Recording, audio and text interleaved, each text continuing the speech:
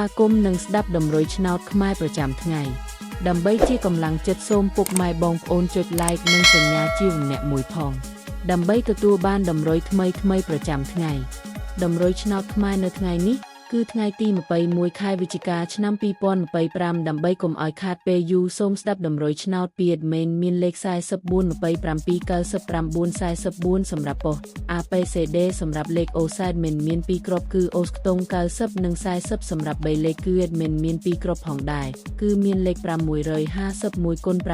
983គុណបើសិនជាពុកម៉ែបងប្អូនស្រឡាញ់និងពេញចិត្តលេខទាំងនេះពុកម៉ែបងប្អូនអាចយកលេខទាំងនេះទៅផ្សងសំណាងបានជាចុងក្រោយសូមជូនពរពុកម៉ែបងប្អូនដែលយកលេខខាង admin ទៅផ្សងសំណាងហេងយើងទាំងអស់គ្នាជូនពរពុកម៉ែបងប្អូនជួបតែសំណាងនិងសុខភាពល្អសូមជម្រាបលាជួបគ្នានៅថ្ងៃស្អែកបន្តទៀត